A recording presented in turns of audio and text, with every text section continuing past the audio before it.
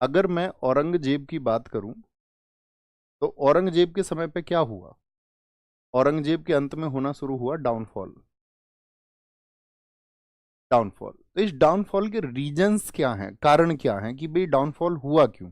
हम कहते हैं कि मुगल औरंगजेब के अंतिम समय में कमजोर हो गए, ऐसा क्या हुआ। एक तो इसके नाम से आपको प्रतीत हो रहा होगा ये सहाय बेखबर है, यानी कि इसने कोई रुचि नहीं ली उस तरह किसी की भाई अपने औरंगजेब की तरह की नीतियों को चला करके अपने शासन को प्रगाढ़ करे, मजबूत करे। अब होता क्या रहा था कि औरंगजेब के अंतिम समय में एक तो जमींदार वर्ग, जमींदार समझते हैं, थम्स अप करिए, जिनके पास बड़ी भूमियां थी, आपका जो रेवेन्यू कलेक्शन का काम करते थे, तो उस जमींदार वर्ग की शक्तियां क्या होती गई, वो बढ़ती गई। तो ये जमींदार वर्ग जो था ये भी महत्वाकांक्षी हो गया, यानी भविष्य में इसने भी सपने देखे कि भाई हम स्वतंत्र होंगे। और इनके सपने तब तक सप्रेस किए जा सकते हैं, तब तक उनको दबाया जा सकता है जब तक राजा क्या हो, यानी सुल्तान, आपका अगर कहें कि एक ऐसा सशक्त सुल्तान हो।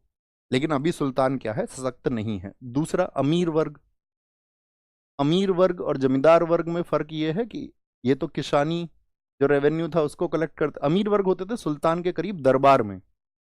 तो इन सबको क्या हो रहा था, औरंगजेब के अंतिम समय पर आपका बड़ी बड़ी जागीरें मिली, बड़े बड़े मनसब मिले।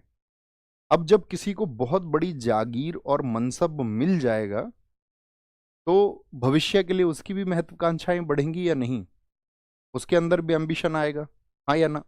आप कहेंगे हाँ जी बिल्कुल आएगा। अच्छा, अब दूसरी स्थिति आप सोचिए, दो अमीर हैं, एक अमीर को ताकत मिली हुई है, दूसरे अमीर को भी ताकत मिली हुई है, तीसरे और चौथे अमीर को भी ताकत मिली हुई है। तो उनके आपस में भी कॉन्फ्लिक्ट होंगे या नहीं होंगे अगर राजा उनको कंट्रोल करने वाला बेहतर नहीं है। भाई एक तो राजा सशक्त हो तो सबके ऊपर समान रूप से नियंत्रण रख सकता है, कंट्रोल कर सकता है सबको इक्वली। लेकिन अगर कंट्रोलिंग पावर ही सही नहीं है, यानी आप समझिए स्टीयरिंग ही सही नहीं है, तो फिर वो आपका जो पहिए हैं इधर उधर जाएंगे। आप कहेंगे बिल्कुल सही बात है। दूसरा हुआ ये अमीर वर्ग। तीसरा हुआ आपका धार्मिक और आर्थिक तनाव, रिलीजियस एंड इकोनॉमिक इफेक्ट्स, आर्थिक तनाव।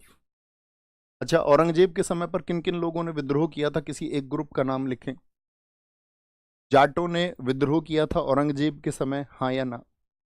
जिस विद्रोह की शुरुआत मैंने आपको बताई थी कि सबसे पहले गोकुल के नेतृत्व में विद्रोह शुरू हुआ, फिर राजा राम, फिर चूड़ामन, फिर बदन सिंह। तो एक जो ये तनाव क्यों आया था, मैंने कहा था कि औरंगजेब कट्टर सुन्नी मुसलमानों के पक्ष में था, और एक धड़ा ऐसा बन गया था जो एक धार्मिक उदार शासक को देखना चाहते थे, जो धार्मिक रूप से उदार हो। एक ग्रुप उनका बन गया था। अच्छा, सिखों ने विद्रोह किया औरंगजेब के समय पर या नहीं। आप कहेंगे हाँ जी, हमने गुरु तेग बहादुर जी का संघर्ष सुना। तो आप राजपूतों ने विद्रोह किया या नहीं किया औरंगजेब के समय पर। आप कहेंगे हाँ जी किया। तो ये कारण क्या थे इसके, धार्मिक तनाव था या फिर इकोनॉमिक उनको कमजोर किया जा रहा था। राजपूतों से भी संघर्ष हुआ। मराठा संघर्ष, मराठा संघर्ष हुआ या नहीं हुआ। आप कहेंगे हाँ जी। तो ये बहुत सारे फैक्टर्स हैं जिन्होंने मुगल एम्पायर को क्या कर दिया, औरंगजेब के बाद में एकदम कमजोर कर दिया। मतलब औरंगजेब के समय से ही कमजोर करते आ रहे थे। जैसे अगर मैं आपको बताऊं सिखों के 10वें गुरु कौन हैं, तो जो सिख विद्रोह था, गुरु तेग बहादुर 9वें गुरु थे, उन्होंने तो किया औरंगजेब के समय। और जब उनकी डेथ हो गई 1675 में, तो 10वें गुरु आए गुरु गोविंद सिंह। तो गुरु गोविंद सिंह जी ने भी उस विद्रोह को तैयार किया। आगे जब हम सिख धर्म के बारे में आपको बताएंगे तो बताएंगे गुरु गोविंद सिंह जी ने 80,000 की एक खालसा सेना तैयार की थी। तो कहने का मतलब है वो विद्रोह बढ़ता रहा। और गुरु गोविंद सिंह जी जब औरंगजेब की डेथ हो गई तो औरंगजेब का पुत्र बहादुर शाह प्रथम इसके पक्ष में आ गए। यानी उत्तराधिकार के युद्ध में गुरु गोविंद सिंह जी ने साथ दिया किसका, बहादुर शाह प्रथम का। तो बस एक थोड़ी सी ढील ये हुई कि उस समय पर जो सिख विद्रोह था वो थोड़ा कम हुआ। लेकिन उसके लगभग 1.5 वर्ष बाद ही गुरु गोविंद सिंह जी की डेथ हो गई।